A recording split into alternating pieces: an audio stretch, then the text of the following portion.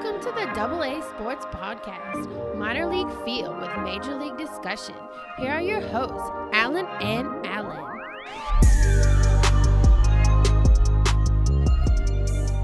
What is up, everybody, and welcome to the AA Sports Podcast. We are your hosts, Alan and Alan, and this is episode 9. Before we get started, Alan's got some big news for everyone. Yeah, what's up, everyone? So, first thing, my voice sounds weird tonight. We built a new table for the podcast. Y'all can see it on the YouTube channel. Woo! But I took my arm to my parents' house where we built it to know the gap so we can hang it. And it's in my other bag at home because I'm used to leaving it in my podcast bag to come over here. So Alan has a backup stand for his mic. That's not the big news, by the way. But to get in the news, how last week we talked about Mike Trout finding out that he was going to be a dad, and congratulations to him. This week, I officially announced to the world that I am expected to be a father for the first time. Yay! We are due end of September, so we did a Mets announcement last night. Looked great, by the way. Or 2 nights ago now. But yeah, so, late September call up to the big leagues. Well, it's been a long time coming, so. Congratulations, Alan. Thank you. And then you kind of got a little news. Your oldest is... Yeah, my oldest, I don't know if he's old enough to be playing technically, but we signed him up for T-ball. Peyton is 3 years old right now, and he was supposed to have his first practice today, but for some reason it decided it was going to rain for the 2-hour window that we were going to have practice, so it got canceled. So we're going to have to wait till Wednesday or Thursday for him to practice. But with that being said, he was so excited, he even went to bed with his glove today. Yeah, usually it's a toy or a stuffed animal, something for him. So at least it's a baseball glove now. So let's go and get to some baseball news. So Yoan Moncada, once again, these young signings extensions, White Sox did it again. They signed him to a 5-year extension, pretty much his whole rest of his rookie eligibility, and plus I think a year. Yeah, so Yoan Moncada, he's got a 5-year deal with a 6-year option worth $70 million. Which is great. The White Sox have been spending a lot of money this offseason. They have. That puts them into the $336.5 million they spent this offseason. Yes. So they're trying to win. They're trying to do the big things for their fans. When I saw that number between free agency and the young contracts, I'm like, wow. So ultimately, he gets a $4 million signing bonus, but it's $800,000 each year. So this year he makes $1 million. Next year $6 million. 13 the year after that. 17 and 24, and then the team option for 25. So gradually increases every year. That's cool. And then the option year can increase if he wins the MVP in the time frame. It goes up 27.5, and if he comes in either second or third in the MVP vote, he gets 26.5 for the option year. Oh, that's actually attainable because Yoan Moncada is pretty good. We saw him. He's finally processing last year, so with that team around him, he can definitely maybe strive to get more at-bats, more home runs, and whatnot. I know when he was here in Norfolk, he was a pretty hot commodity. He was hyped up. He was supposed to be the big thing. We got to see him play. Now that he's up to the big leagues, I think he could live up to that hype. Yeah, he's finally feeling his swing and feeling his place there at third base, So, yeah. And then other contract, we're talking about how last week we talked about Yelich signing the extension. Yep. So now we got final details on this, I think. Yeah. So it's a $188 million extension, 7 years through 2028. But that's not the best news. The best news is he's got a Bobby Bonilla contract. Yeah. So he is deferring $4 million each year. Right. Out of his $26 million a year, I believe. Yeah. That's the average. Yeah. Yeah. So starting 2031 to 2042 on July 1st, he's going to get $2.5 million roughly every year. He's going to get paid until he's 50 years old. So, yeah. That's great. That's a great contract. That way you can't blow your money. It's like winning the lottery and get paid every year. Yeah. Till you're 50. I think he'll have more money to mess with, and that's not going to be a factor, but that's a good contract in my opinion. The only way it goes a little less if he I think the last year he opts out or something, or they decline the contract, it goes to 2.3. Still, you're getting $2 million every year, and way after your playing career. I mean, as long as you're smart with your money, like the athletes are these days, they're not going broke. I mean, they're investing. They're doing things. This is coming to more a common thing now. Exactly. Getting a salary doesn't mean much because they're getting paid more with endorsements and other investments that they're making. So I think Yelich should be pretty well off. Yeah, like Max did it. That's when the shocker how Nationals got it. Chris Sale's extension with the Red Sox 2 years ago, he got some money deferred. So it's like this is a more and more common thing nowadays. And I do believe that Yelich will pan out a lot better than Bobby Bonilla. Yes, in my opinion. So definitely. So a little more. Let's go a little more. Let's say contracts and stuff. But Lindor has suspended any contract talks with Cleveland. Right. I mean, it's not like anything's going bad. I mean, I think he's still on a good. Yeah, he just said he wants to focus on this season. Yeah. I mean, he's 26 years old. He plays for the Indians. He's been All-Star the last 4 seasons straight. He's definitely one of the best shortstops in the league. Yeah. So I think he's making 17 this year. Right. He got the bump up. He, of course, is under the technically he has to sign at least one more year because his rookie eligibility. Mm-hmm. Then he's a free agent after that. So the whole thing is people are saying like, is he like people are like, not worried. He's more as a focus. He knows what he's worth. He said it. And we kind of here in Cleveland's not willing to pay it, so that's why the trade rumors are going to start swirling, especially if they start losing early on. Do you think they're in a position to lose early on? I mean, I thought they were in a position to do okay. I don't know. It's going to be a toss-up. It depends on what they do that first half. Yeah, so I guess depending on how they start off the season might depend on what they do with Lindor. Yeah. It makes sense. Yeah. So. All right. So with that being said, let's talk about Real Muto. Apparently, his camp or someone close to him said they are having extension talks with the Phillies, and I think that's great. If I was Phillies, I would not lose this guy because he's going to be paid. Right. So JT Real Muto, they need to lock him up. I mean, not often you get a 5-tool catcher, man. Yeah. I feel like unfortunately, I don't want them to sign. I know, me either. But you already signed. You already got Harper. You got to lock this guy up and build a team around those two. And you could have a great team. I mean, yes. The Phillies could be in the discussion again if this happens. I mean, he's on the team now, but I think he's that good that you can't lose him. You can't afford to lose him. You don't give up the prospects and stuff for 2 years. Right. Last year, then this year. That's it. Like I said, I think the Phillies want to win. They built the team. They fired their manager last year because he didn't get it done. They want to have the guys. They want to win. So this is the guy who's going to help you get there. Definitely. He is. That's why he made the top of our list because he is that guy. And if he doesn't sign with the Phillies extension for, let's say, a pay cut, he's going to most likely get the biggest contract for a catcher, even still with the Phillies if he resigns, because that's what he's probably demanding because he's that kind of a player. Like I said, he's a 5-tool player. You don't find that often, especially with a catcher. Definitely not. All right, that's pretty much all the contract kind of talks we got for this week so far. So let's talk about some injuries. So, of course, we talked about last week with the injury bug with Aaron Judge. Well, It's came out this week exactly what's been nagging him and his discomfort so far in spring training. It is a stress fracture of his first right rib. Yep, and he definitely said surgery is an option. They're going to reassess in a couple of weeks. Yeah. So we're going to know more maybe at the end of next week or sometime this week if we're lucky. What they're saying is they'll probably do a CT scan around March 20th, and, of course, surgery is an option. But the thing that makes, confuses me that apparently this injury could date back all the way to September 18th. Another one. He made a dove in the right field to make a catch. So he made a diving catch, and he got injured, but they didn't look into it. Like he got a little hurt, but no one thought about, I guess, scanning his ribs and see if he had a little fracture or anything. Look, I know the Yankees have a lot of good players, but a player this high profile, you need to take care of. You need to make sure he's okay. It's just the same thing with Severino. I mean, you guys, if you're injured and near the off season, let's go ahead and get this looked at now so we can address it and you can play this season. I don't know. Yeah, I don't know. I don't know what they're thinking. Especially if that was nagging you through the playoffs and everything, because you're going to feel that regardless. And this whole offseason, I'm sorry. Yeah, if it's the first month of the offseason might look, something's still not right. We need to go get scanned something. But you still hasn't really participated in anything spring training. And then, let's go and do a CT scan and see if we find anything. And, oh, look, there's a little fracture.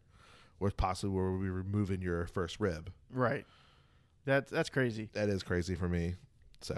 All right, well, moving on from Aaron Judge, we have some more news, and this has to do with one of the best pitchers in the game. Yeah, this one could possibly hurt the Astros. More than they're already hurt now. So Verlander has been shut down as of this past weekend. He's been diagnosed with a lat strain. Yeah. So he said it's a mild lat strain. There's no timetable to return, but he'll most likely will start the season on the injured list. he had the same injury back in 2015, but he said this feels much better than what it did then. How much time did he lose then? Then he missed 2 months. 2 months.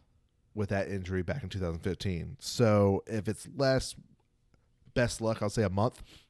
So he might miss like 2 or 3 starts in the regular season. That wouldn't be bad. That'd be best case scenario. Yeah, best case scenario, he doesn't miss any time. But we're under the assumption that this is newsworthy, therefore he's going to miss some time. Yeah, especially when you shut him down, like right during the game, like something don't feel right, shut him down. Like yeah, well, I mean with Verlander, I know he's getting a little older, but he is definitely the guy on your team to go to. So you shut him down if he's not feeling anything wrong with him. You got to shut him down. So if say if we miss a month or 2 months, now no Cole there, and now Verlander, now Greinke becomes the ace technically, which he can be. Greinke can take over the team. Yeah, but definitely he's better of a 2 or 3 spot.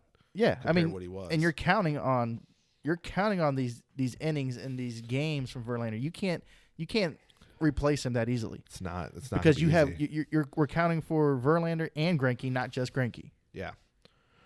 So we'll definitely have to watch that and see what happens probably in another week or so if they get information, if he feels better. But most likely he'll at least miss opening day for sure. So, and then the other one, this is little, I don't know what we can say about this next one. This one's crazy. I mean, it's Trey Mancini of the Orioles. Yeah. He has some kind of injury. So apparently he's been dealing with like a flu-like symptoms all week, and next day he left the facility. And a lot of people saying, hope for a speedy recovery. Apparently, he's going to miss some time after a non-baseball medical procedure. Right, and we don't have any clarification on his health status, and this situation has people worried. Yeah. Which has me worried because I like Trey Mancini personally, and I don't know what's going on. It's not a baseball injury, so I'm just trying to wrap my head around what it could be. Yeah. Like he went on Twitter and said, once there's more clarity, I will sure keep everyone updated over the next few days.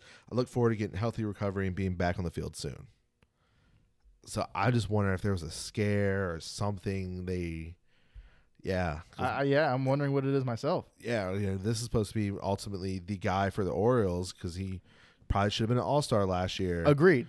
And this is like now the kind of the face of the Orioles. Now you lose him for who knows how long. Yes, it's going to give some of the younger guys probably a chance right out the gate now to get maybe some playing time, but still a little scary situation. Big blow to the Orioles. No one's talking about it. Exactly. Well, no one's talking about it, and yet they are talking about it. Yeah. Like when you're I hope he gets well soon. Like I really it's kind of a scary situation. Like whoa. Yeah, like how severe is this? Like what kind of issues he got going on? It makes you wonder. Yeah, definitely. So if we hear more on it, we'll definitely let you guys know. Yeah, so hopefully it's nothing too serious, and we get him back sometime this year. So another one is Chris Sale. So he has a flexor strain, which will be evaluated in another 10 to 14 days. But they're saying right now there's no surgery needed. Yeah, so he's been officially diagnosed with the elbow strain. Yeah. He does admit that Tommy John surgery is on the table if his symptoms return. I think in that 10, 14 days, they try to maybe stretch him, do some light pitching, evaluate it. Then he might, it's where it's like, okay, it's technically still spring training. Do the surgery. You're out for the year, and hopefully you come back next year. And I think we'll find out sooner rather than later because he will be pitching soon to see what's going on, see how he feels. Yeah. So the biggest thing is this is his first year of his extension that he signed with the Red Sox. So he's put for that 5-year, $145 million deal. Yeah, it's a big blow. He got to be out there. So technically he would make $30 million this year, but of course $10 million is deferred, like we said a little bit earlier. So he was supposed to make $20 million this year. So. But he's also coming off his worst season yet last year. Do you think it could have anything to do I wonder with this? If he tried to play through it right to the end because he was getting lit up. His fastball was way down. And he was getting a lot of home runs hit off him last season. And athletes are definitely known to play through these injuries. Like, I know this isn't baseball related, but when me and Alan, we play fantasy football, and I've been saying for years, I was like, man, Cam Newton looks like he's playing hurt. Or Andrew Luck looks like he's playing hurt. I don't know what's going on, but they're not playing right. And guess what? They ended up at the end of it. They are hurt, and they're going through something. So I wouldn't put it past Chris Sale to play hurt, especially when the season before where he signed his extension, his ERA was a 2.1. Last year he finished with a 4.4, with a 6-11 record and 25 games pitched. And that's on the Astros team. No, that was the Red Sox. Oh, Red Sox. Oh, yeah, the Red Sox. that's what I'm like, wow, like your worst year, and now there's a possibility of Tommy John. Like there's something that's not lining up with me. Yeah. Like, So I mean, that where it was a light strain, and they should have maybe do an innings limit, watched them, and something happened. yeah, we hope the best for him. But this situation is not looking good as of right now. We'll see what happens in the near future. Yeah, so All right. it's kind of really it I got for injury news. Okay. Besides Mets news, we'll talk. Yeah, we'll talk later. about Mets news near the end of the news Yeah. section. So our next piece of news has to come up with the topic that we discussed last week about the MLB cracking down on pitchers and foreign substances. Yes. So it seems that the Angels have fired one of their employees for giving visiting pitchers some kind of tacky substance. Yeah, so this is Angel's longtime visiting clubhouse manager. He started as a bat boy back in like '81. Oh, wow. And then he came back to the Angels in like '85, '86, and then a couple years later, in 1990, he became the visiting clubhouse manager and has been that position ever since. So he's been there since 1990 as the ma- clubhouse Yes. manager. So I have to assume, since somebody came out and said 70% of pitchers are using a foreign substance, I have to assume, or was it who was it? The pitcher that you said Trevor Bauer. Yeah, Bauer. Okay, so yeah, if Bauer said that, I have to assume that he's been giving this substance to away teams forever. Yeah. I mean, it seems like it's not uncommon, and especially since everybody's doing it. So why are they now addressing it? Is it just because of this rule change? Well, apparently, yeah, MLB informed the Angels about a week ago about the allegations that Brian was doing this, and after an internal investigation confirmed, he was apparently let go. Of course, they're not going to confirm this, or he's not going to confirm this either, but he did acknowledge that he has been let go, and Angels didn't comment. He didn't comment, of course, because of legal reasons. But if ESPN said this is what they're hearing, and MLB acknowledged, tell the Angels like this is what we're hearing, you're telling me a player must have talked, Right. or a former player that works with MLB now. Something was said like you might want to look into this if you want to crack down on this. Yeah, but what I'm saying is this has been going on for about 30 years, probably, and I guarantee he's not the only one doing it. No. It seems like it's commonplace and it's common knowledge.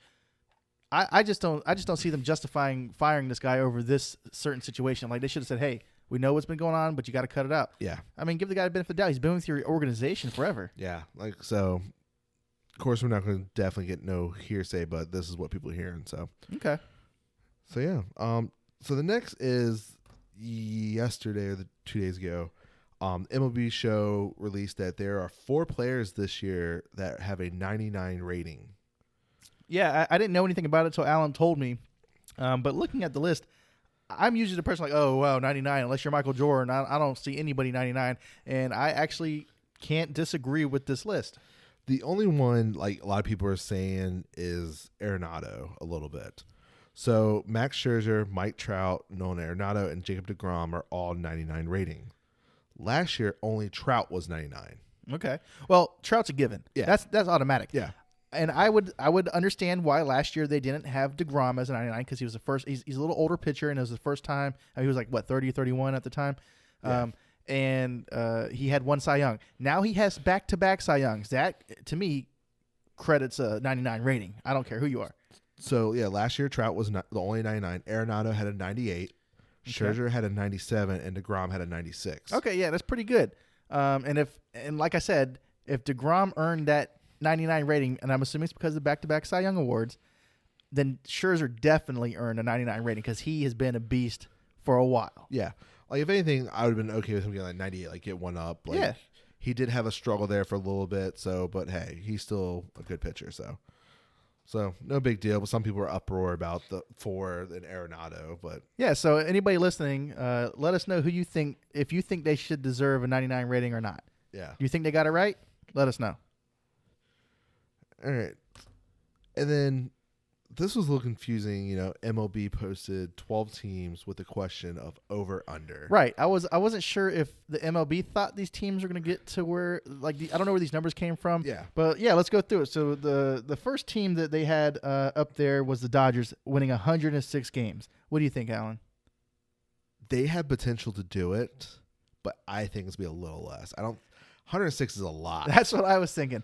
I wrote down on my notes here. I said 106. I was like under, but not by much. Yeah. So I'm thinking they'll get over 100 games. I just don't think it'll be 106. I think it'll be like 101, 100, something in that range. All right. So the Yankees were next at 103. Well, at the beginning of the season or pre-spring training, I would have said maybe over 103, but now I'm definitely saying under. Yes. Especially with the injuries. With the injuries, especially now with Aaron Judge now, who knows right. what the time frame's going to be that, because if surgery does happen, you're talking months maybe. Not saying they still can't win 103 games because their team is very talented. I'm just saying right now I'm not buying it. They're big hitters and they're missing pitching. It's going to be a very question mark. The next, they actually had one more team in the hundreds. Yeah. Which is the Twins. And you know what? 101. They have them at 103 wins. And I thought they're going to be right at 103. I think it's dead on. I think it's right there. Like maybe one less. Like it's going to be real close. I'm calling it 103 exact.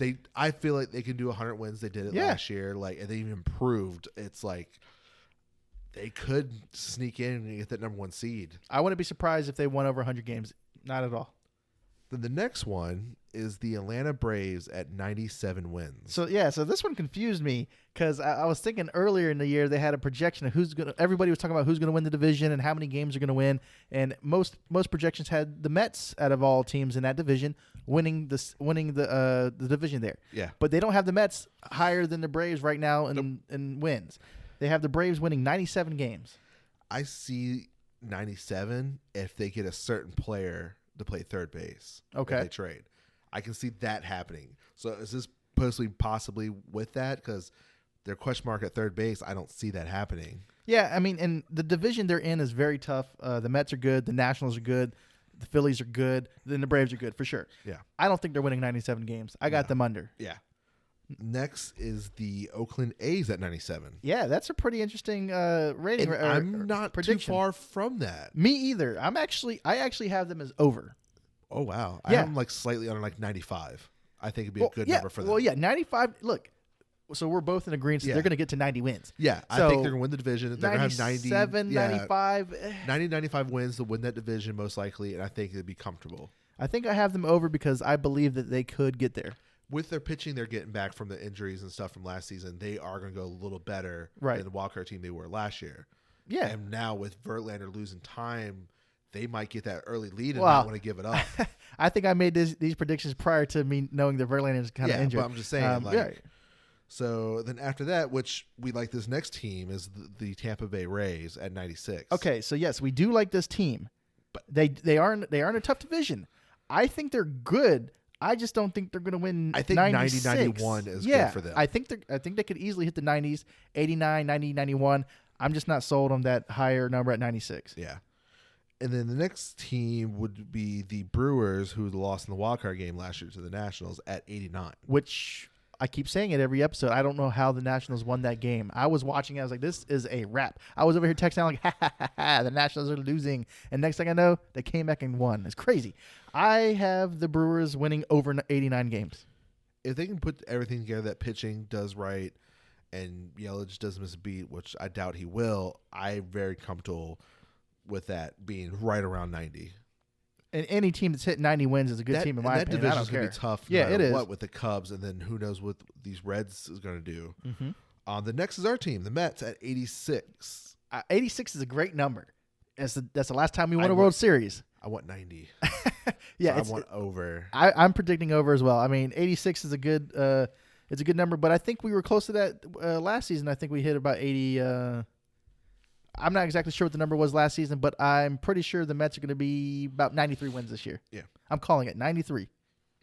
And then next is another team from the Central at 84 wins was the Chicago Cubs. What do you think about that? I know that's a tough division. I'm about right there, maybe, especially if they actually come out early and they get decent pitching from Lesnar and Yu Darvish. I feel like it's a solid number. I agree. I'm right there as well. I was feeling 85, so I'm slightly over. So the next is Phillies, who possibly could be the fourth in the division of the National League East, with the Nationals, Mets, and Braves at 81, which would be 500. What do you think? That could be a possibility right there. Like I have them right at 81 as well. Yeah. I thought that number was good for the team. Not saying that they can't get it together and crush this year because their team is good. The biggest question mark is after Nola and Wheeler is who's pitching after that.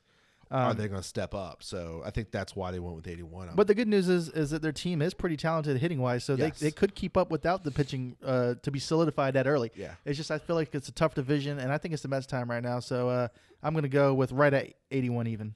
And then this one was a little surprising to me. These next two that was on the list. Yeah, I mean the numbers are too low. Well, on one of them at least. I think they're both a little too low. I do. I agree. I had the last two as over, but let's talk about it. The Reds at 75 wins, I think, is a little. These both should be near 81. They should be more near 500. I think the teams definitely earn a little bit more respect than they gave them on this. Yeah, they had a very busy offseason. They made sure they spent money, got veterans in, improved on pitching.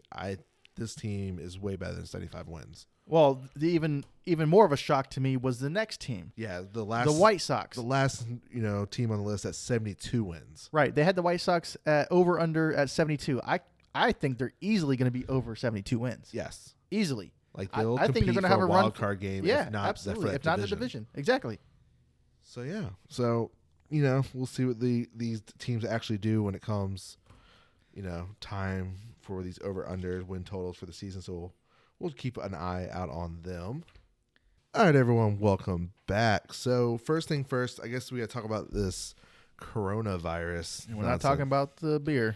So MLB announced the other day that it is closing all clubhouses to all media. And they're not the only ones. I think they joined up with the NHL and all the other big players. Even the NBA's talking about NBA's done games without fans. That is a little insane for me. Right. LeBron first came out and said, I'm not playing if the fans aren't in the stands. Yeah. But he changed his stance recently, said he'll play. He'll just be a little sad about the situation. It's not going to get them all hyped and stuff and the crowd. Yeah, absolutely. It's like a pickup game at that point. You're playing at the Y. Like at the end of Space Jam when they get their powers back and they just play pickup. Especially seeing the little bit of video from the when the riot stuff happened in Baltimore and the White Sox and Orioles had to play that game and. Oh yeah, that was Jeff Samardzija said it was interesting because I could hear, but it was interesting because I could hear them talk. I could hear the crack of the bat. It made for a different game, but I agree. If the fans aren't in the stands, what's the point? Do you think the MLB will play any games with no fans? I don't think so. Because I think the biggest thing with the NBA, why they're considering it, because remember their fans are right on the court, right, and touching. If anything, most of MLB has the netting around the whole stadium now. Well, how do you think this affects fans that go down to spring training and they want to get autographs and talk to the players? So MLB, said that players shouldn't sign or have their own pen or something. Mm-hmm. Some players don't care. Some players are I think it was the Phillies signed a bunch of baseballs and baseball cards and handed them out. Oh, that's pretty cool. During spring training the other day. That way there's no contact. Like, here, you want a car? Then they threw some baseballs that already signed. Oh, that's nice of them thinking of the fans that way. Yeah, so at least there's that. They're thinking about that. Some teams are doing that. So it's pretty much the league is going to monitor the spread of the virus on local level. Could move games outside the team's metro area if advertised authorities like San Jose. There can't be a gathering of more than 1,000 people in San Jose. So I think there's a minor league team. So that might mean minor league games. But I think this is only through March. So, minor leagues don't start till April, so they might be okay. But it's going to be kind of monitoring this whole situation through all the sports because Italy has shut it down. Yeah, I even think I saw earlier some the Ivy League basketball tournaments get shut down. They shut down the whole tournament for the Ivy League. Yeah, crazy. If they shut down March Madness, I don't know, man. People might riot. So with that being said, the coronavirus is delaying the Red Sox punishments for their role in stealing signs or their cheating scandal. Yeah, they said it could. Like, why would it? It's been pushed back. I don't know. Like, why would it? You should be almost done. You said early you March. Should know what's happening, and it should be a lot less than what's happening to the Astros because they did less. Right now, you should be fine tuning exactly what you're going to do, but now, like, this is going to get in. Like, you're still investigating. Right. So I'm trying to figure out. I'm confused as well because it's like, okay, well, we need to address the coronavirus, but like you said, they should be done with whatever they needed to and just finalize some signatures on what's going to happen to the Red Sox at this point. Because we were supposed to hear about this, I don't know. It was early February. They got pushed back. I don't see why it keeps getting pushed back. Now, this could possibly be the third time it pushed back. Doesn't make sense to me. Yeah. And then, Yu Darvish had a little scare. He thought maybe he had it. And he was hospitalized with an illness. People freaked out because how he said it, and then translate where it says hospital. He actually just went to a regular doctor's office, but I guess from where he's from, a doctor's office is called the hospital because there's no doctor office over. Gotcha. So yeah. Well, that brings up a good point. What if a big named MLB player does get the coronavirus? It's someone from the Yankees. I saw earlier. I just clicked in my head. I think it was Sanchez that possibly is getting checked Gary out. Sanchez diagnosed with the flu. Yeah. Not tested for coronavirus. Yeah, just be on the safe side. But yeah, he had flu-like symptoms, and they want to get him tested to be on the safe side. But what I'm saying is, if it did happen to a player, they might shut some stuff down more than just not allowing the press in the locker room. Yeah, apparently, and also with the media, there's got to be a I don't know if it's MLB or someone I saw where the media table is got to be 6 feet away from the media, and that's fine. Which it's close to that, I think, anyways, right now. Right at this point, I get it. It's okay. Yeah, but I don't believe why the Red Sox are delaying even more. Get it over with. So, and then let's get a little lighter news after all this, coronavirus scares and stuff. So the rumor is Cubs are still talking, here and out. And the most recent one is Cubs are talking with the Padres about dealing Chris Bryant. Yeah. I mean, I guess they still have a shaky relationship. If they do trade Chris Bryant, then I guess Ross will have to find a new leadoff batter. Yeah. But I think in order for them to trade Chris Bryant, I think that they need in return pitching. So the biggest thing, what people are hearing is what the report is. Chicago is asking for Dinson Lamet and Luis Capitino. Lamet is one of San Diego's top pitching prospects. Okay. And let's see, and has been a strikeout machine so far in his career. And then the other guy, Luis Campadino, is a catching prospect who's starting his major professional career, but it's already considered one of the best in the major leagues. Ross would have a good eye for catchers. A catcher and a pitcher for Bryant is what ultimately they asked for. I think that would be a good trade for the Cubs. Yes. Because they do need pitching, and the Padres have plenty of pitching in their farm system to go around. And this is the biggest thing because, like we said, they're going to lose a couple players possibly after this season because their contracts are starting to expire. So this is where it could start the rebuilding process on a high note with a top pitching prospect and a top catching prospect. Then if they get that, I mean, they can hold on for their catcher that they have right now for another year, and then they could probably trade him for prospects. Yeah, I mean, it all depends on how the catchers play out. Brian, if that happens, Brian said he's not phased, and what he said, I mean, Theo keeps asking for the moon for me, which is pretty cool because I'm not going to get traded then. Keep doing that, Theo. We want the team's best player and their 2 top prospects. That's all it's going to take. We will see if anything becomes of this. Yeah, like I said, this is all hearsay. But in my opinion, if the Cubs do trade him, they definitely need pitching in return. Yeah. Another thing Bryant said was that the Astros aren't the only team stealing signs. That makes me wonder. Well, like we said, the Red Sox are waiting for theirs, so there's something there. There is. There's rumor of Yankees because they had something, I think, with the watch or something. And we all know most, especially in NASCAR, if you're not cheating, you're trying. Everyone's going to try to find a loophole. And baseball is just Astros found a great way to benefit them, and then they got caught. Yeah. Yeah, I mean, I guess it's just not as high of a scandal or they didn't go as far as the Astros did. Yeah. So, but they're still trying. Yeah. Apparently. So. And then another trade. Well, not even talking. It's pretty much Arenado and the Rockies have a broken relationship. They absolutely do, man. After signing the 8-year, $260 million deal, he was promised. Arenado was promised that the Rockies would always try to win. He feels like he's been lied to. Yeah. So this is only 1 year after signing that 8-year deal. Pretty much came out in January that, Arenado told MLB.com there's a lot of disrespect from the Rockies organization that I don't want to be part of. You can quote that. That is quickly followed by a report by ESPN Jeff Masson saying Arenado's frustration is due to the organization inactivity this offseason following the 71-91 season. Arenado wants to win, and he feels misled 1 year after signing that deal. Yeah, dude, that's crazy, man. I think he's going into the situation the best that he can. He's in camp with a good mindset. He wants to win so bad. It's like why would you not want to help your team win that? You know what I mean? Yeah. I don't get why they're not following through with their promise because he wants to win. You need to surround him with players who want to win. He's a great player. So Jeff Passan also wrote ultimately the other night said ultimately there's going to be an end with the Rockies trading Arenado. This is now in it's foreseeable future now. The relationship is broken. The Rockies aren't good right now to contend with the NL West with the Dodgers.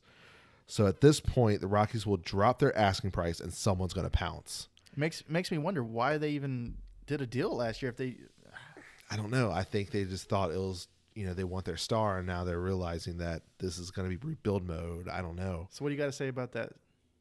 Unfortunately, I think I know where it's been rumored this offseason, and I don't want them to get it. Is going to be the Braves. Yeah. Because they can trade Austin Riley, which is a top third base prospect who might be a year away. Instead of throwing him right into the big leagues, they could trade Arenado. Braves also has a shitload of pitching prospects. Yeah, man. If the Braves could get their hands on Arenado, I think they would definitely be one of the front runners. And they would jump to be right there with the Dodgers to win the World Series, in my opinion. Favorites. Yeah, easily. Very easily.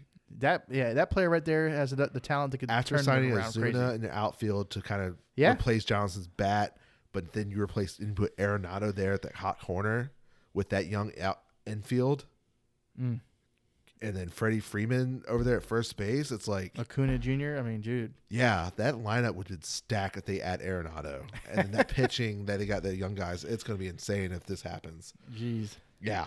I don't want to think about it. It's not nothing yet. Who knows what's going to happen? That's like one of the teams I see that needs a third baseman, and it has prospects that would trade. I know the person, of course, Nationals need a third baseman. Someone else, Padres need one if they're trying to get Bryant. Exactly.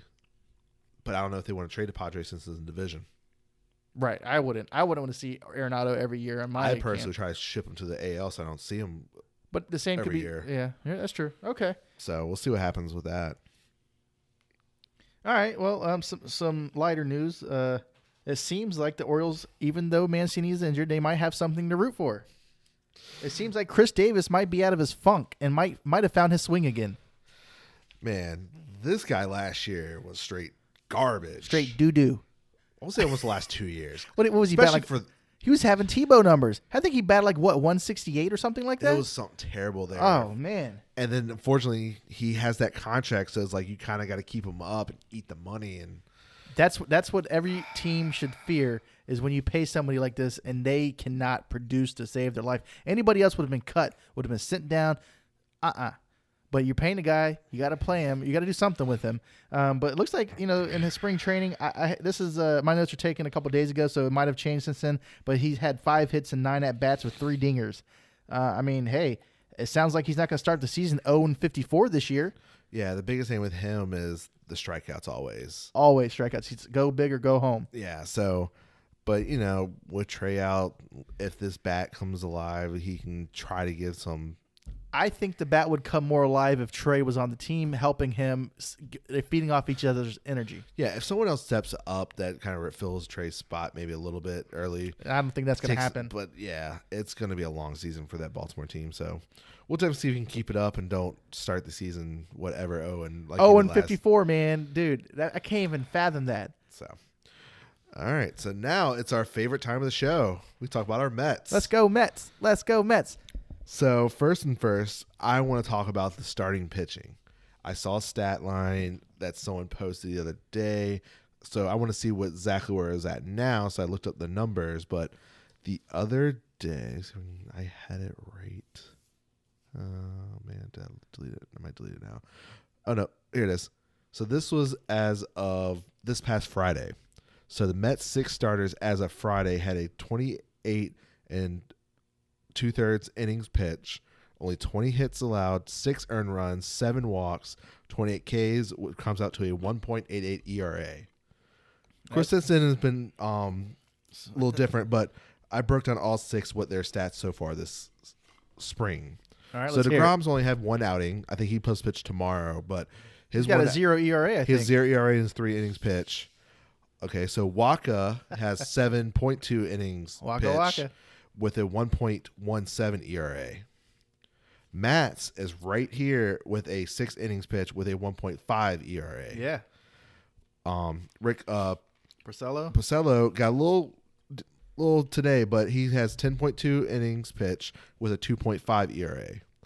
Syndergaard with 8 innings pitched has a 3.3 ERA, and then Stroman has 6.2 innings pitched with a 2.7 ERA. Yeah, pretty good. So pretty solid. Pretty solid outings. They're definitely solid. And then now with seeing what Matz and Waka has done, that battle for the 5th starting spot is definitely going to get interesting with these two pitching lights out so far.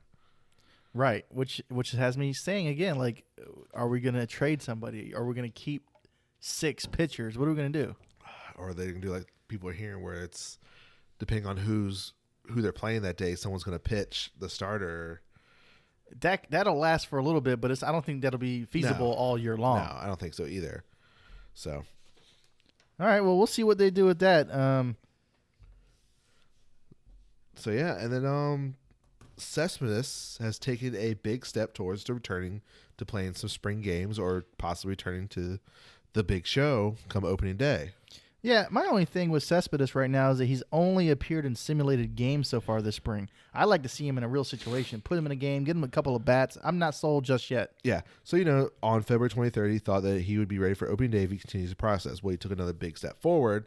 He, who's been taking, of course, at-bats and simulated games recently, but not yet played, but has progressed to running to first base at full speed.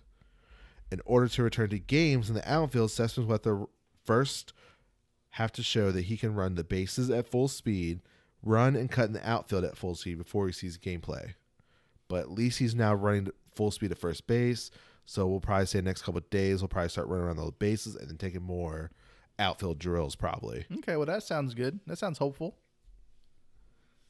So, yeah. And then your favorite guy, Familia. Oh, Familia, yeah. That guy. So Alan, he told me that Familia, he's been working on his grip to help his pitching, which, I'm not buying it yet, but apparently he's got a new grip for his splitter. Yep. So apparently Mets manager Luis Reyes says he's very happy how his split has been working. The depth has been most of what he's had in his career with his split, and he plays really well off his fastball. Of course, he gave up an inning on Saturday, but he's very impressed with his stuff. He got weapons. So far this spring, his ERA is a 2.2, 4 innings pitched, 4 strikeouts, and only 6 hits. I mean, that sounds pretty good, but when you come out there for 1 inning, 6 hits is a lot. I mean, I'm just saying, like, you need to be shut out, no hits. Yeah, and I think three of the hits were from the first game, and he's been until Saturday's game, he gave up 1 home run. And I think 1 other hit. So well, I'm saying he's been in the league for 8 years. I don't see why he needs to reinvent his grip. I mean, he had it at one time and then he didn't. So what's the difference? I'm just trying to wrap my head around it. Like, is this really going to be helpful? Is it going to make a difference? Yeah. I hope so, because I like Familia when he's hot, but it's been a long time. I mean, he hasn't been helps. I don't see why not. He hasn't been good since 2016. Yeah. So we'll see what happens. And then our injury news for the Mets. So as of last night, Conforto was heading to New York for MRI, and then today it came out exactly what's going on with Conforto. Yeah, so it seems like he tweaked his side. Yep. So apparently he has a right oblique strain. Okay. That Brody Van Wagner said today. Apparently cured Saturday when he awkwardly caught a fly ball when dealing with the sun and the wind, then fell, got up, and then had some pain on his side. So pretty much he's going to be back off for activities next couple of days, and then, of course, recess him probably sometime next week. Okay.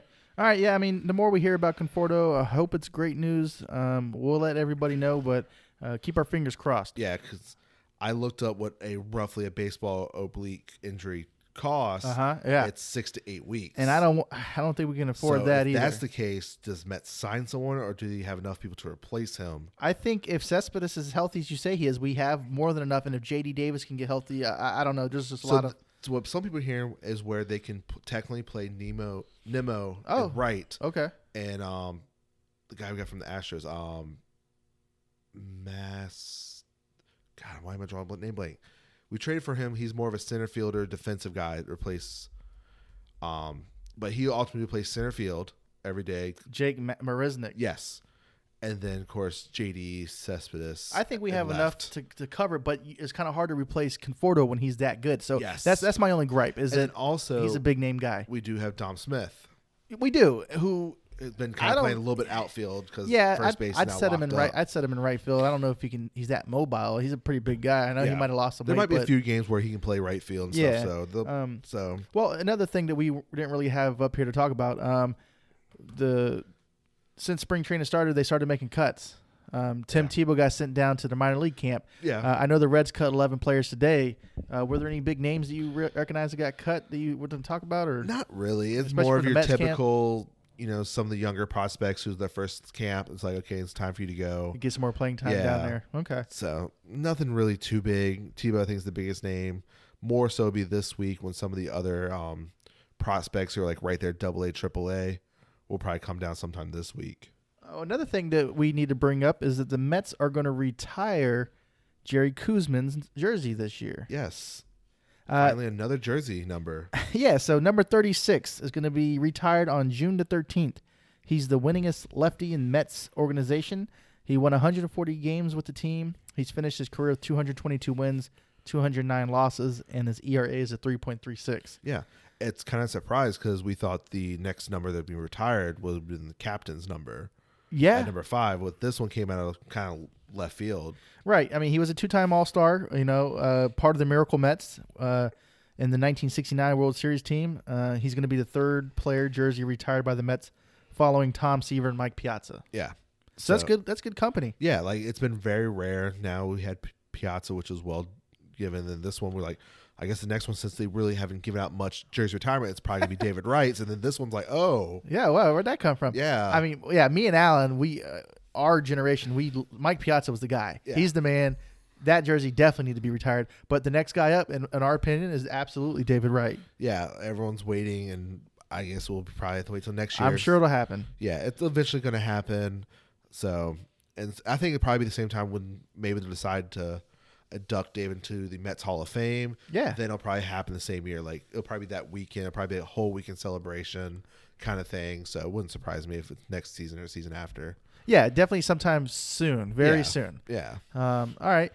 So the next thing we want to talk about is have a little bit of fun. Yeah. Is who has a better pitching rotation, the Dodgers or the Mets? I think this question came up on Instagram. This one Instagram on MLB at Fox Instagram page. And the biggest question was who has the better pitching rotation, Dodgers or Mets? So the Dodgers have, I'll just go through the names real quick. The Dodgers have Clayton Kershaw, Walker Buehler, David Price, Julio Urias, Alex Wood. And then the Mets have Jacob deGrom, Noah Syndergaard, Marcus Stroman, Michael Wacha, Rick Porcello, and they didn't mention, but I'm putting up here anyways, Steven Matz. Yeah. So what do you think, man? You got any take on us? So Dodgers top 3 is a great pitching rotation. Well, who do you have as their top 3? You got Clayton Kershaw. So Clayton, Buehler, and Price. Definitely solid. Well, Price Alex- is getting a little older. Exactly what I'm saying, but saying top 3, Okay. you know what you're getting from pretty much them. Okay. Julio, it's been where he's a starter, he's been a reliever, starter reliever. Like, who's he going to be? He needs to define it this season. Right. And then Alex Wood, he's your typical fifth starter. Yeah, he's which is not great. bad. He's not bad. He could be good. Then you have Mets, you have DeGrom, the 2 young Cy Young winner, which possibly going for a 3-peat this year. He wants it. Noah, bad year last year, but usually around a high 2, low 3 ERA. Yep. Stroman, been a solid pitcher in Blue Jays, and he wants to win that Cy Young this year after competing with DeGrom and see what the Mets have done. And then Wacha has been that Cy Young caliber pitcher, and Rick has young a Cy Young. Had a Yep. bad year last year. He's ready to prove himself this year to get that contract extension because he's still young. So a lot of people in the comments, I looked and I agree with them. They say Mets have a better starter pitching, but Dodgers have the better team Overall. overall. Yeah, so I wrote down a little bit of notes. So Clayton, this is just last season's Yeah. stats, last season alone. So Clayton Kershaw, 31 years old. He had a 3.06 ERA, 16 wins. 16 wins, pretty good. Walker Buehler, 25 years old, 3.26 ERA, 14 wins. David Price is 34. He's the oldest guy on the team, or on the starting roster. He had a 4.28 ERA with 7 wins. And then you had Julio, who was 23. He's a young guy, 2.49 ERA, 4 wins, but he only had 79 innings pitched, like you said. Was he a starter? Was he in the bullpen? Right. Then Alex Woods, 29, with a 5.8 ERA and only 1 win. Yes. And on the Mets side, so those guys, you got a big range of guys. You got anywhere from 23 to 34 years old. They're averaging, probably in a 28, 29-year-old range. Same thing with the Mets. Everybody in the Mets team is Jacob deGrom. He's 32 years old, 2.43 ERA, 11 wins. The wins is a bad situation for the Mets because they just can't give him run support. But they did better last season than they did the season before. Noah Syndergaard, he's 27. He had a 4.28 ERA, 10 wins. So we got 11 and 10. The guy who had the most wins actually on the team was Rick Porcello for last season. Yeah, he was 31. He's 31 years old, 5.52 ERA, but he also had 14 wins. Yes. Marcus Stroman, 29, 3.22 ERA and 10 wins. Wacha's 28, 4.76 ERA with 6 wins. And then the guy that they didn't even put on the rotation, Steven Matz, who's 29, had a 4.21 ERA and 11 wins. So, yeah, man, if you put these teams side by side, it could be a great series. These guys can produce, especially like you said, they can, and we know they can. Like, we know David Price can pitch better than he did there, and Alex Wood can definitely show up too. Yeah, like we're seeing what Chris Sale, Rick Porcello, and even Price did with the Red Sox last year. All three of them had terrible seasons last year. That's why they did so terrible. Right. So Price has... I think it's fine for him being that third starter because the take pressure, the weight off his shoulders. Yeah, he's a little older now, and he still has that caliber where he can pitch. But Rick is definitely an innings eater since he's been up with the Red Sox. Like I said, he has the most wins last year. That's technically from the Mets roster, but he of course with the Red Sox. But he put up a lot of innings. And that could be great because you know what? The Mets need somebody who can put up a lot of innings because our bullpen sometimes, most of the time, can't get it done. And the biggest thing last year, I think, with Rick was the home runs. Yeah. If he keeps it down, he's going to have a great season. So, yeah. So, we'll see definitely what happens with that. So, I know we're both biased on this, but we do agree the Mets have a better rotation. Yeah. A lot of people do say they can see it. Like, because you don't know what exactly Price is going to do this year for the Dodgers. So, yeah. We'll keep an eye on that for sure. Yeah. All right. Next, we get to break down and talk about this Vault picks that the MLB.com has. Yeah. So, ultimately, they gave us a bunch of different categories where for the next decade, they gave us categories. Who's going to be the best? Who's going to be the best? And if you choose all 9 categories correct, I believe there's 9, you can win $1 million. It's fun because it's fortune telling, but it's fun because it's the whole decade. Who's going to be the best in this decade? Yes. All right. So let's go. So the first one they have is home runs. Who'd you pick to have the most home runs this decade? I have Acuna Jr. Yeah, that's a great pick, man. With him being so young and that power he has, I'm like, why not? Okay, that's great. I agree, man, because he's something else, to be honest. And he has that special talent in him. Like I said a couple episodes ago, man, he is going to be somebody to watch for the next decade for sure. Yes. I have Cody Bellinger in my pick for the next decade and the most home runs. That's a nice, solid pick. Yeah. I can see that. I thought so, man. Look, anybody could do it. I even thought about putting Pistol Pete up there, Pete Alonso, but after just 1 year, I can't really right. I really wanted to. I was like, man, he's got it. He's got it. He's got it. Yeah. I just can't do it right now. But Cunha, 2 years in, you've seen the power. It's like, yeah. Oh, yeah. That's why I was like, yeah, I'm going to go with the Cunha. Great pick. And he can hit all over the place. He's hitting Oppo tacos. He can pull it. Anywhere you throw it, he can take it deep. So I really like that pick. That's a good pick. Yeah. So next category is most hits. Who do you have? I have Ozzie Albies as most hits. I really like it. Not a bad pick. He's very young, just like you said. And I like the amount of hits he's been doing the last couple seasons. Like if you're looking at it, he's up there in the hit category. So if he can keep that up, I don't see why not. He's building every year. Yes. For my choice, I have Juan Soto. Oh yeah. Oh, he's not 21, but he can. God, but he can know what? hit. That's a good pick. I wasn't even thinking about that. But my thing is, we're in such a tough division. But it doesn't matter because it don't matter who's throwing to him. Yeah, he can get it done. And he's not he can hit power, but it's also he gets a lot of doubles, singles because he's fast. Yeah, he's great. Just like Albie's, he's quick too. It's like he can get that infield single to technically count. Okay, so you have Juan Soto for the most hits in the next decade, and I have Ozzie Albies. Yep. All right, great. Next category. The next category is wins. Pitcher wins. Who's going to have the most wins this decade for a pitcher? This one was a little tough. It is tough, and you know why? Because pitchers sometimes don't last. They could be here for the next 5 years. The pitchers that we're seeing right now, like DeGrom, in 5 years he's going to be like 36 years old or so, maybe 37. He might not be pitching anymore. Yeah. Not everybody can last that long as a pitcher, and the way they throw, their arms are thrown so hard, they don't stay in the league that long. Yeah. Verlander's, one of the exceptions. Some of the other guys, but most of the time, I expect a pitcher to get in there and around 33 retire. Yeah. So who do you have?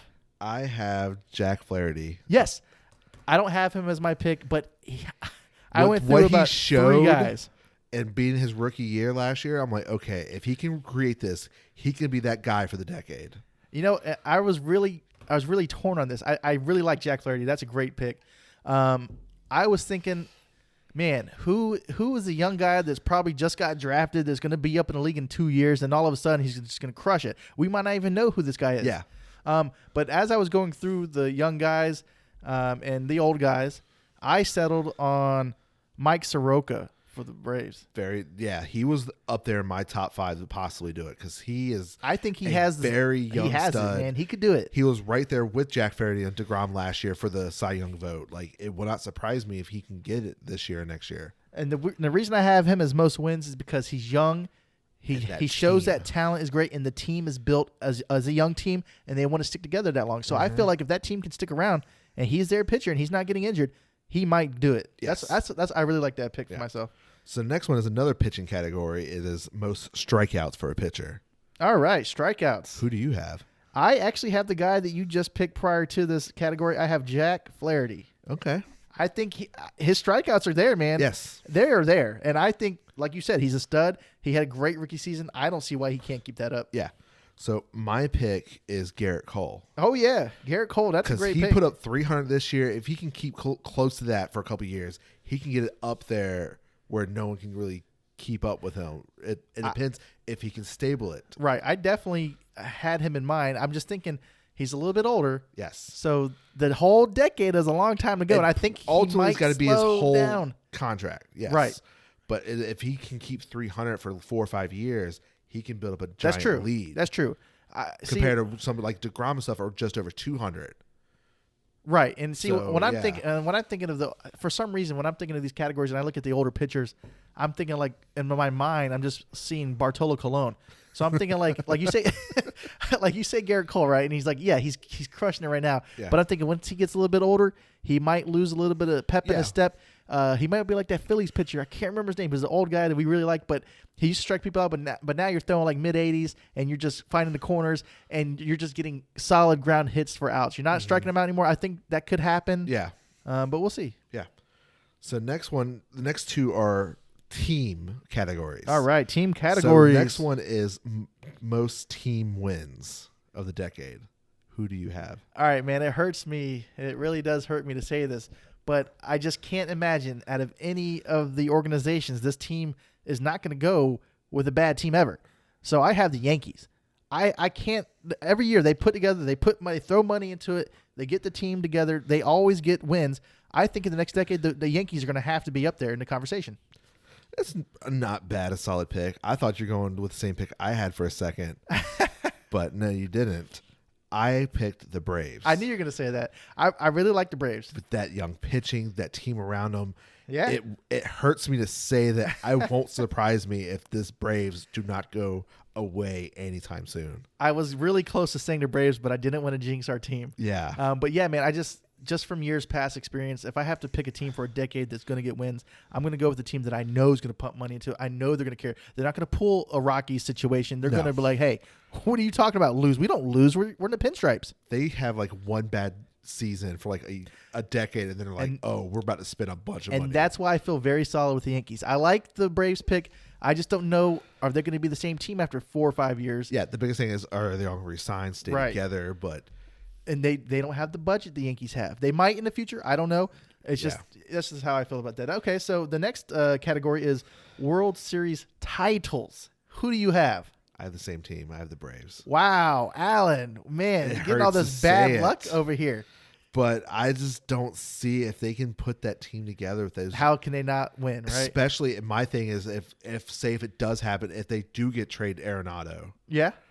With that young team, added Arenado and that young pitching, it's dangerous. Like, Dodgers are going to start losing players. Like, Mookie might walk after this season. You don't know that. Yeah, he might. Clayton's getting up there. It's sure is. So, with the team who always has one of the best minor league system is the Braves, and they somehow have been clicking lately, and I'm just afraid. Look, okay, I completely agree with everything you're saying. But, when we go to World Series titles teams, I got to be hopeful. I got to believe. I hope this happens. I hope I'm wrong. I am picking the Mets. And I'm not just saying we're going to win 2. We're going with 3 at least. Look, I got to be hopeful with my team. I like our team. We haven't won since 86. The fans are hungry. Our fans even travel. The 7 line, they travel to other teams' stadiums and sit in the whole section, and they root for the Mets. The Mets have something else. They got something else. It's like the Angels in the outfield, man. They got a whole force that believe in them, and I believe in them too. I think they can do it. They can do it. I really hope. Like 3 is going to win it because I think last decade was the Giants with 3. If we could do what the Giants do every other even year, yeah. So it can easily these things are so out there, and these are so many guesses. And then, so next 3 are kind of like individual categories. Where the next one is MVP, most MVP over the decade. Yeah, this should be interesting. Man, I really wanted to say Mike Trout here because all he needs to do is win another 2 or 3, which could easily happen. But I'm trying to think of the whole decade, and I'm trying to think of the young guys who are crushing it, and I think could absolutely do it. I have Ronald Acuna Jr. That is a solid pick. Yeah, man, I really think he could do it. I think he can get a couple. Especially if he wants to be that 50-50 player. Yeah. He's got good goals. He's a great, talented player. He's young. I mean, even if he only wins 2, I think that would be enough at this time to possibly do it for the decade. Nice. My pick, you said him, Mike Trout. Yeah, I mean, I believe in Mike Trout until fully. He does a terrible season where he's out the top 5 for more than 2 years in a row.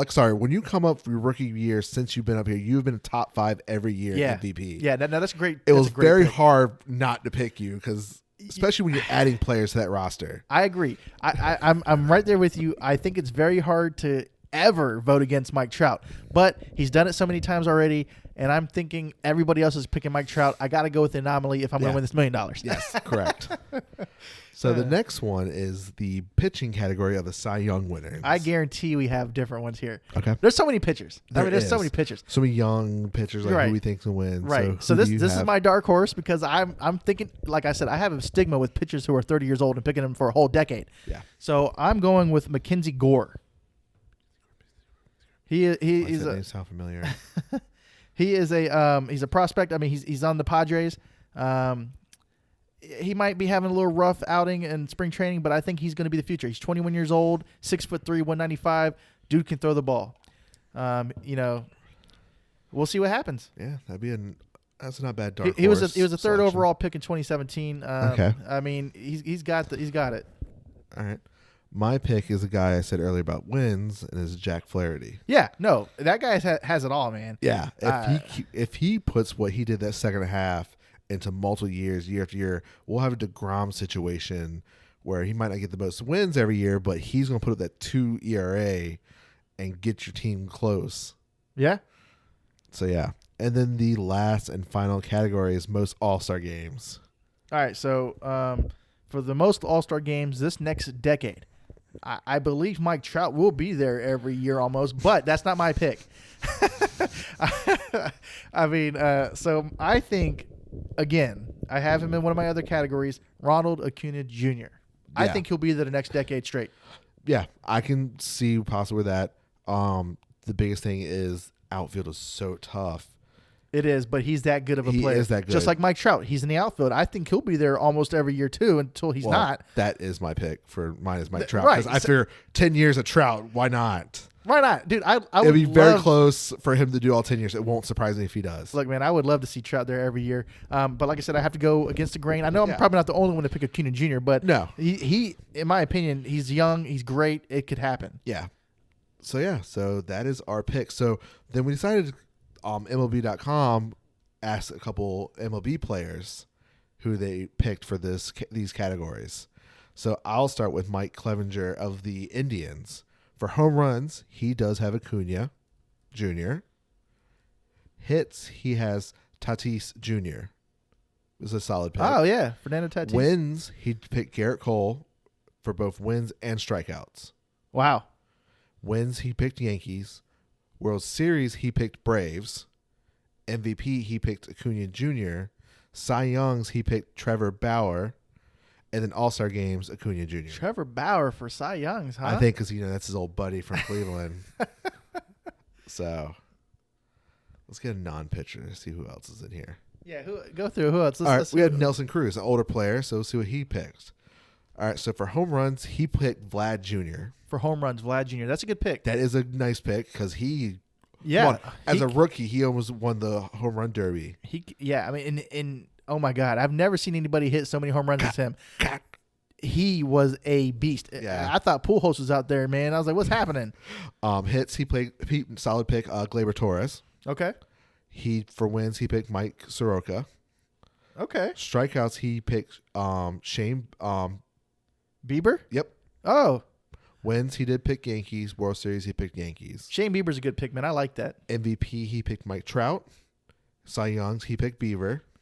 And then All-Star Games, he did Tatis Jr. Ah, Tatis Jr. That's a interesting pick for Yeah. All-Star games. I mean, he might. Yeah. Okay. Let's see. J.D. Davis and the Mets. All right. Home runs, he picked Christian Yelich. Wow. How many did he hit last year? Like 35 or something? He was, real close to 40 before he got injured. Okay. So wow, that's interesting. Hits, he picked Soto. Wins, he picked Jack Flaherty. Good picks. Strikeouts, he picked Josh Harder. Wins, he didn't give no answer. World Series championships, he picked White Sox. Oh. MVP, he did Trout. Cy Young, Jack Flaherty, and then All-Star, he put Mike Trout. Trout's going to make 10 out of 10. It's pretty easy. And he could. He really could. And these are very interesting picks because these are the players. They would know. I mean, you know what I mean? They know who's good. Corey Seager of the Dodgers. For home runs, he picked Aaron Judge. For home runs, he picked Judge. Mm-hmm. Judge. I like that pick. He's got to stay healthy. Yes. But we know Judge can absolutely rake. I mean, dude, he's huge. He touches the ball, it's going over the fence. Yeah. For strikeouts, he picked DeGrom. Wow. For the next decade? Yep. DeGrom's 31 or 32 now? Yep. MVP, it's all over the place, not in order, but MVP, he picked Mike Trout.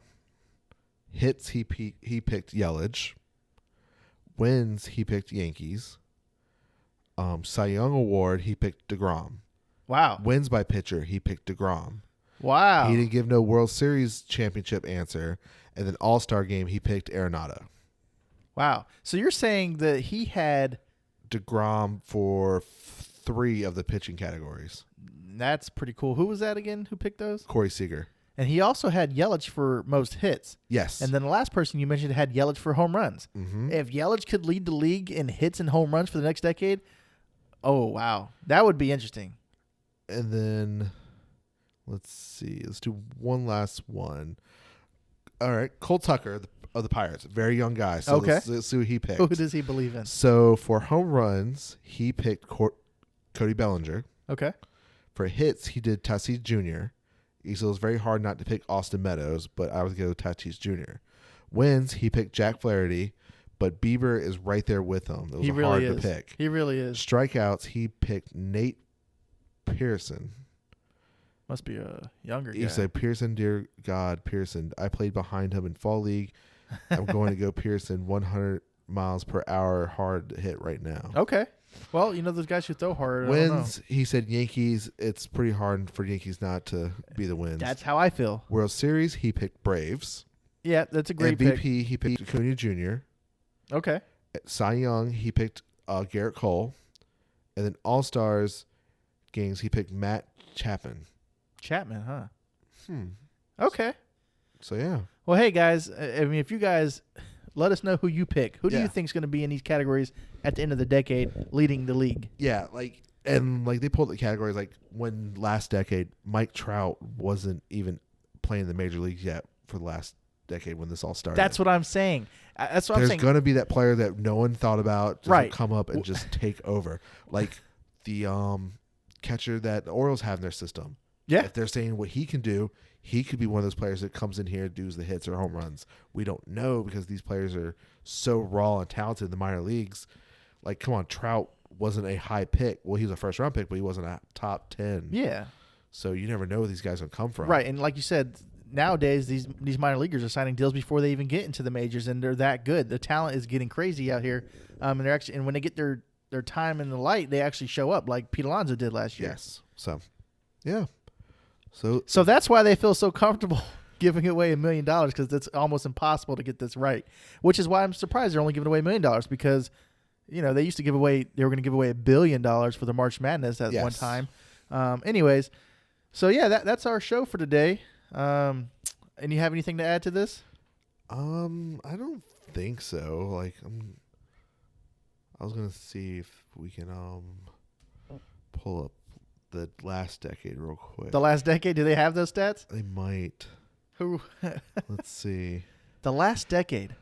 All right. Here we go. So 2010 2019. We'll go down real quick.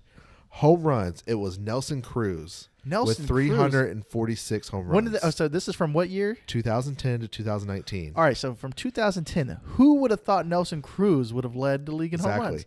Hits was Robinson Cano with 1,600 hits. I would not have guessed Robbie Cano. Wins was Max Scherzer. That could maybe. Strikeouts was Max Scherzer. Okay. MVP is Mike Trout. Cy Young, there was a tie between Clayton Kershaw and Max Scherzer. When did Mike Trout enter the league, though? What was that? It was a year. But it wasn't 2010, right? No. So that's what I'm saying. So right now, when we're making our picks, we're picking guys who are currently in the league. Yeah. Or that we know is a top prospect. Yes. We're not picking guys. So see, that's what I'm saying. Mike Trout's not even in the league, and he's he's the best. All-star selection, there's 3 ties. Clayton Kershaw, Yadi Molina, and Mike Trout all have 8. Wow. World Series titles was Giants with 3, and team wins was Yankees with 921. The Yankees, man, you got that's a given. I can see what you're saying with the Braves, but the Yankees, man, they don't. Oh wow, they don't even have the lose. 2000-2009 Hold on, but what was that one prior to the Yankees? World Series with the Giants. Right, and how many did the Giants win prior to that? To the Before 2010. That's what I'm saying. It was back in the 60s when Willie Mays. But what I'm saying is, I guarantee if we had this little vault game out then, nobody was going to pick the Giants. Yeah.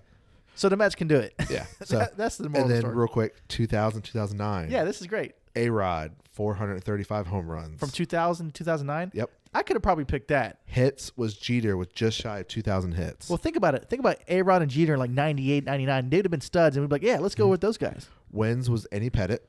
I don't know if I would have picked that. K's, there's no shocker, Randy Johnson. Oh, yes. The big unit. MVP awards was Barry Bonds. Wow. Cy Young was Randy Johnson. Okay. All-Star selection, there was 3 ties. Manny Ramirez, A-Rod, and Ichiro all had 9. Oh, wait. Ichiro was like in there. World Series titles, there was a tie. Both Yankees and Red Sox had 2 titles. And then wins, yet again, was Yankees with 965. So we have a certain thing there. The Yankees are going to win that category no matter what. Ultimately, well, they didn't win 90-99. Oh, okay. Braves got that with 925. Oh, well, that's because they had Tom Glavine. They had the 90s They had team. the team. Yeah, man. And then Every decade you after have that, the Yankees. team. Yeah. The 80s, the 80-89. Yeah. Well, when you have 27, how many times they got to talk about it? When you have that many 27 rings. rings. Yeah. When you have that many rings, you win. You win a lot. But this is even more funnier now. So the 90-99 and the 2000-2009, Barry Bonds had the most MVP rewards for both decades. Barry Bonds had the most MVP awards in both decades? 90 to 99, he had 3 MVPs. Whew. 2000, 2009, he had 4. Oh, wow. Oh, so that's a great case for Mike Trout doing the same thing. Yes. Because if anybody can do it, if anyone can do it, Mike Trout is absolutely that guy. And then 90 to 99, the All-Star selection, there was 4 players that made it all 10 years. Roberto Alomar. Okay. Ken Griffey Jr., The kid. Tony Gwynn, and Cal Ripken Jr. Oh, those are all great players. Yeah, exactly. So Not surprised on that one at all. And then Randy Johnson had strikeouts for both those decades too. Yes, because the big unit, they don't make him like Randy Johnson, man. So that dude's a different animal. So from 90 to 99, Randy Johnson had 2,500 strikeouts. From 2000 to 2009, he had 2,100 strikeouts. Jeez. Yeah. And those no hitters and yeah. So Randy Johnson's a beast, man. He's one of my. Yeah. I've said this before. He's one of my favorite pitchers. Period. Yeah, and I even hurts me more and more that I should have went to his 300 win in Nationals, and I regret it every day because it's most likely probably gonna be the last one to ever do it. The way they pitch these days, you're probably right. Mm-hmm. Yeah, when your Cy Young winner is winning 11 games and worse than that the season prior, it's hard to get 300 wins. And it's a rare thing to get a 20 win season. Very rare. Compared to then those 25 wins, there was almost a given. Wasn't a couple years ago somebody got to 20 wins at the All-Star break? Or was it right after? He was 12 or 13. It was getting close and kind of cooled off. But yeah. Yeah, these days, who knows? So, yeah. So it's going to be very interesting in 10 years to see how we did or who actually, if a no-name player that we don't know came up and took one of these. I'm really glad you found those stats for the last couple of decades. Well, thanks for staying with us on our bonus content, by the way, because that we weren't definitely not planning on talking about that. Yeah, because I was I wonder, because I know because let's break it down and see who did last year. Then they had multiple decades. It's good to hear some of those players' names again, man. Yeah, the good old days. So so that is a wrap for this week's episode. If you stayed with us this long, thank you so much. Definitely let us know what you think about the Vault picks and who you would pick as well. Yeah. So, I think next week is one of the last weeks of spring training. So we'll probably see final cuts, see what the rosters will look like. The final battles are be figuring out. And actually starting, today's the 10th, so in 2 days, the 3-batter minimum rule will start. All right, we'll definitely keep an training, eye out we'll see for how that goes. Yeah, we'll see if it makes any impact at all. Yeah, so all right, guys, we'll see y'all next time. See ya. All right, guys, thank you for checking out this episode. Please share us if you enjoyed this content. Follow us on Twitter and Instagram at AA Sports Podcast. Catch y'all next week. Peace. For the record, I'm done trying to make y'all comfortable. For the record, you ain't trying to grow, then it's done for you. For the record, lab on me going all the way. For the record, ain't trying to link, no time to waste. For the record, for the record, for the record, for the record, for the record. Been a little too nice for y'all. Now I gotta up price on y'all. Snake eyes on dice for y'all. Shoulders on ice for y'all. A6 all the hate. I won't get a ball today. Got lost in the ball and A's. I'm flipping the balls. I'm flipping the on record, off record. I still count wins when they got it.